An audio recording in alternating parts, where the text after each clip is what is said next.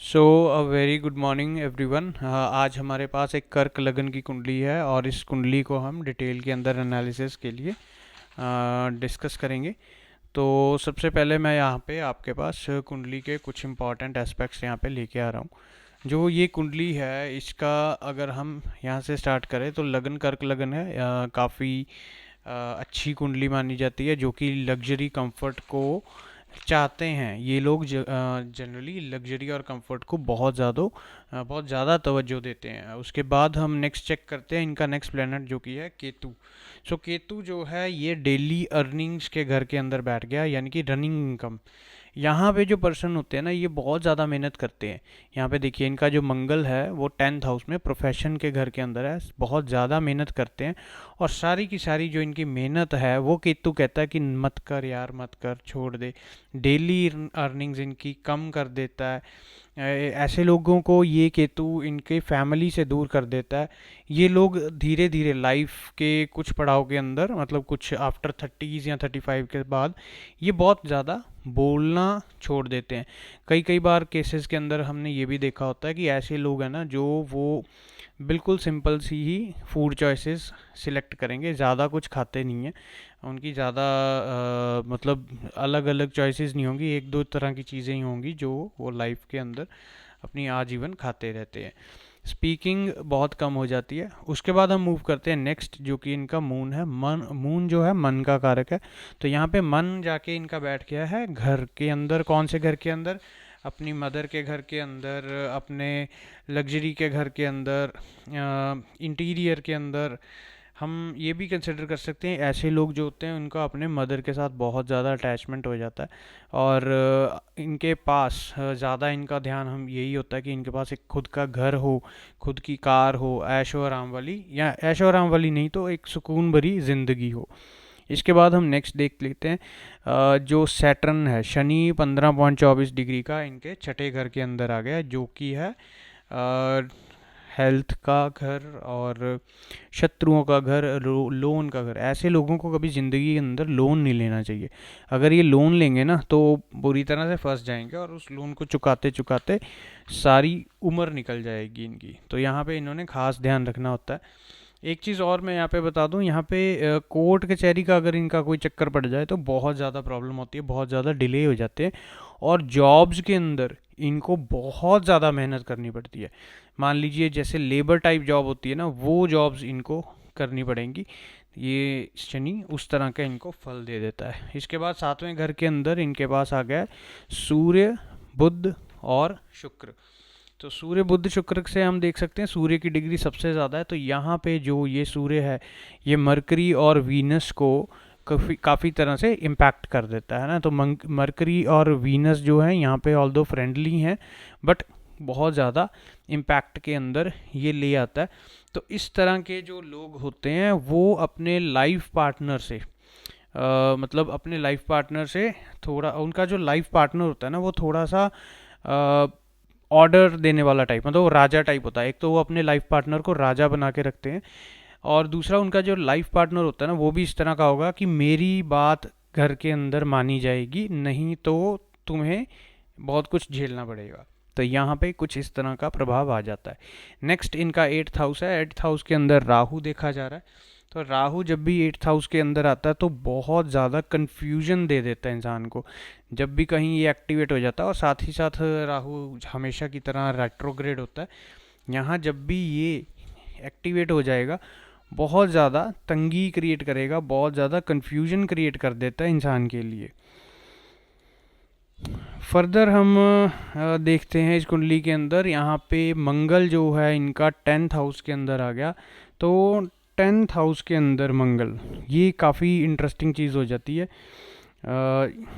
मान के चलिए जी कि ये जो पर्सन है ना, इनका इनकी लाइफ के अंदर अगर हम कंसिडर करें कि ये सुबह उठ के अपने आप को फुल चार्ज कर लें, 100% चार्ज कर लें, तो 90% इनकी जो चार्जिंग है वो एनर्जी सारी की सारी इनकी चली जाएगी इनके काम के अंदर। बहुत ज़्यादा मेहनत करने वाले, बहुत ज़्यादा काम करने वाले। इनफैक्ट यहाँ पे हम देख सकते हैं इनका 10th हाउस के अंदर मंगल है और सिक्स्थ हाउस के अंदर शनि है, तो शनि इनको लाइफ के अंदर बहुत ज़्यादा मेहनत करवाएगा और बहुत ज़्यादा डिले भी होगा इनकी ग्रोथ के अंदर। एकदम से ग्रोथ इन लोगों को नहीं मिलती। जुपिटर यहाँ पे 11th हाउस के अंदर अपने घर का बैठा है, काफ़ी अच्छी विजडम देता है इनको, बोलने का तरीका पता होगा लोगों से कैसे डील करना है, इनको लग्जरी भी प्रोवाइड करेगा। और जॉब के अंदर जो स्टेबिलिटी है, जो शनि महाराज ने डिले कर रखा है, उसको स्टेबल करने के अंदर जुपिटर इनको बहुत हेल्प करता है। तो ये था ओवरऑल व्यू इस कुंडली का। अब हम देखते हैं इनकी जो करंट सिचुएशन है। तो करंटली आप यहाँ पे देख सकते हैं मरकरी की महादशा के अंदर वीनस यानी कि शुक्र की अंतर्दशा, और अभी चल रही है चंद्र की प्रत्यंतर दशा। तो चंद्र की प्रत्यंतर दशा इनकी जो चलनी है 17 सितंबर 2026 तक। और चंद्र इनका थोड़ा सा अनस्टेबल है, यहाँ पे इनको बहुत ज़्यादा कन्फ्यूजन और बहुत ज़्यादा प्रॉब्लम्स की तरह, मतलब कुछ क्लैरिटी नहीं नज़र आएगी, वो इनको बहुत ज़्यादा झेलने के लिए मिलेगी अभी इस टाइम के अंदर। सो ये जो चौथे घर का इनका चंद्रमा है, वो प्लूटो के साथ भी कंजंक्शन के अंदर है ना। तो ये भी जनरली हम बोलते हैं, वैदिक के अंदर नहीं देखते, बट कहीं ना कहीं इसका भी कोई रोल प्ले कर जाता है। अब चौथे घर किस चीज़ का है? चौथा घर है इनर पीस का, है ना, सुकून का। घर बैठे हो आप, बहुत आराम से बैठे हो, कोई आपको तंग नहीं कर रहा।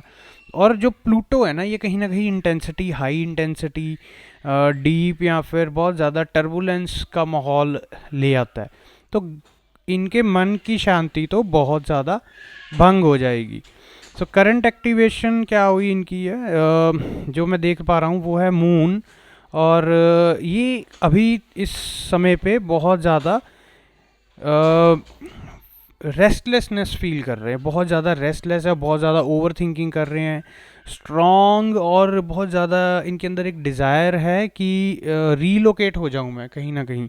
ट्रांसफॉर्मेटिव चेंज है ना। तो ट्रांसफॉर्मेटिव चेंज का मतलब है कि कुछ ना कुछ ट्रांसफॉर्मेशन लाइफ के अंदर इनको अभी चाहिए। या तो ये सोच रहे हैं कि कहीं मैं भाग जाऊं, किसी को ना बुलाऊं, या फिर इनके मन के अंदर ये है कि मेरे को बुलाओ मत, प्लीज़ मेरे को तंग मत करो। और ऐसा ही कुछ इनका क्वेश्चन था कि अभी ये अब्रॉड के अंदर हैं और इनको लग रहा है कि इनकी सेटलमेंट में कुछ इश्यूज हो रहे हैं, तो अभी अपनी सेटलमेंट को कैसे करेंगे, कैसे, मतलब क्या ये कंटिन्यू कर पाएंगे फॉरेन कंट्री के अंदर, या फिर कहीं ना कहीं इनको वापस आना पड़ेगा। तो इस तरह का इनका सवाल था। तो अब हम देखते हैं इनकी क्या अब्रॉड के अंदर विजिट है, मतलब कुछ टाइम के लिए रहेंगे, या फिर परमानेंट सेटलमेंट भी इस कुंडली के अंदर नज़र आती है। तो अभी ये कैंसर है, यानी कि कर्क राशि की कुंडली है, फोर्थ असेंडेंट है। मरकरी इसका रूलर है, जो जाके बैठ गया है यहाँ पर, ठीक है जी। जो अगर हम इसको चेक करें कि कैंसर असेंडेंट है जो इसका, मरकरी रूलर है 12th हाउस के अंदर, तो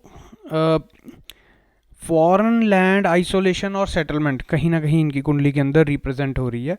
सो करंटली ये मेजर महादशा के अंदर है मरकरी के अंदर, और मरकरी जो है इनका कहाँ पे बैठा है? 7th हाउस पे, यानी कि लॉन्ग जर्नी, पब्लिक लाइफ, या फिर इस तरह के एनवायरनमेंट को ये दर्शाता है।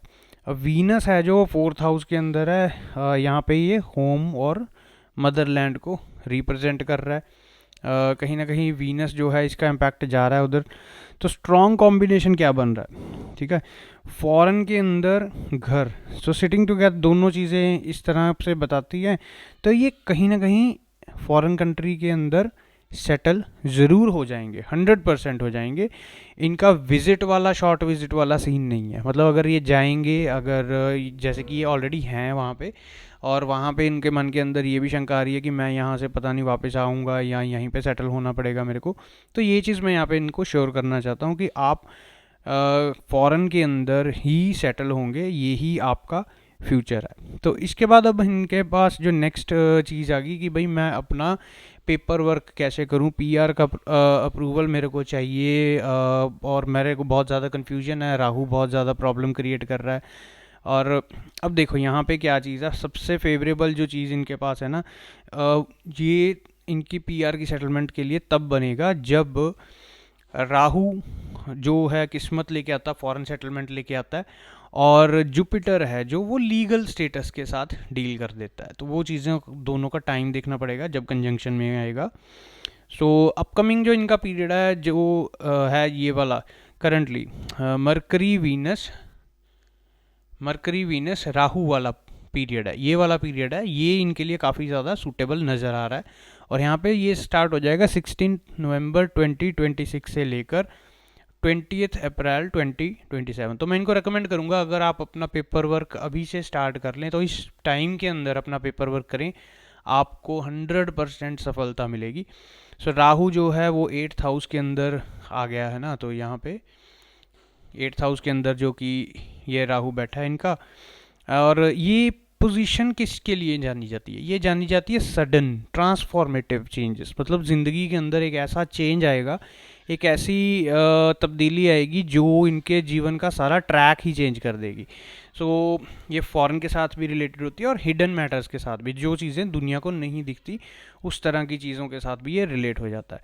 इसके बाद जो नेक्स्ट पीरियड है वो है मरकरी वीनस जुपिटर। सो यहाँ पे आ गया मरकरी वीनस जुपिटर जो कि है 20 अप्रैल 2027 से लेके 5 सितंबर 2027 तक। और इस पीरियड के अंदर क्या हो रहा है, जो जुपिटर है वो 11th हाउस के अंदर प्लेस्ड है ना। तो यहाँ पे 11th हाउस के अंदर प्लेस्ड है और यहाँ पे ये जुपिटर इनको गेन्स देगा, फुलफिलमेंट देगा अपनी डिज़ायर्स की, क्योंकि ये डिज़ायर्स के घर के अंदर बैठा है तो इनको बहुत ज़्यादा डिज़ायर्स के अंदर बेनिफिट मिलने वाले हैं। तो यहाँ पे ये दो पीरियड हैं जो इनके लिए बहुत ज़्यादा अच्छे हैं और इन फ्यूचर ये आने वाले हैं, इस पीरियड का ये बहुत ज़्यादा बेनिफिट ले हैं। अब रही बात इनके रेमेडीज़ की, तो रेमेडीज़ के अंदर जब हम देखते हैं फॉरेन सेटलमेंट और मेंटल पीस, ये दो चीज़ें हैं जो इनको अभी के लिए बहुत ज़्यादा तंग कर रही हैं और इसी को ही हमने सेटल करना है ना। तो सबसे पहली ज़रूरत है इनको यहाँ पे अपना मरकरी स्ट्रॉन्ग करने के लिए, जो कि लॉर्ड है फॉरेन लैंड्स का।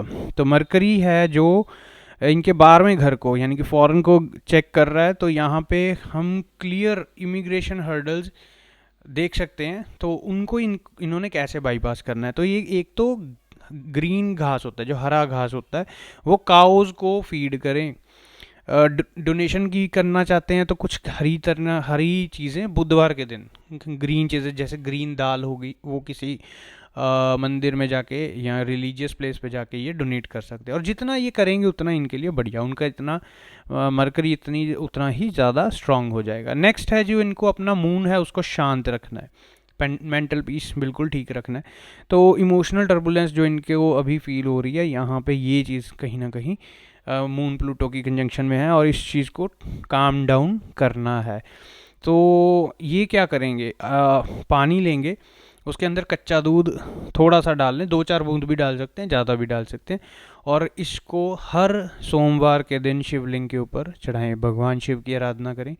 ये इनके लिए बहुत ज़्यादा बेनिफिशियल और आजीवन कर सकते हैं ये उपाय, ये कोई टेम्परेरी उपाय नहीं है, इनके लिए आजीवन उपाय है। और लास्ट के अंदर इनका जो वीनस है यहाँ पे देख सकते हैं 0.99 डिग्री, यहाँ पे जनरली ये 7th हाउस के अंदर अभी अभी वीनस आया है, मोस्ट प्रोबेबली हम इसको कंसिडर करेंगे कि ये 6th हाउस के अंदर ही है। तो जैसे ये यहाँ पे आ रहा है तो वीनस घर का प्रतीक है और इनकी अंतर्दशा का लॉर्ड भी है। तो इनको क्या करना चाहिए, एक चौरस पीस चांदी का टुकड़ा अपने वॉलेट में या जहाँ पे भी अपने पैसे रखते हैं वहाँ पे ये रख लें, तो बहुत ज़्यादा इनको स्टेबिलिटी और सेंस ऑफ बिलोंगिंग देगा फॉरेन लैंड में। तो यह आपके लिए मतलब इसी पीरियड में मैंने ये कंप्लीट एनालिसिस कर दिया अलॉन्ग विद द उपाय। तो ये इनको रेकमेंड किया जाता है और ये फॉलो करें डेफिनेटली। इनका जो मेन सवाल था कि मेरी सेटलमेंट होगी या मेरे को वापस जाना पड़ेगा, आपकी सेटलमेंट फॉरेन के अंदर 100% पॉसिबल है। Thank you ji.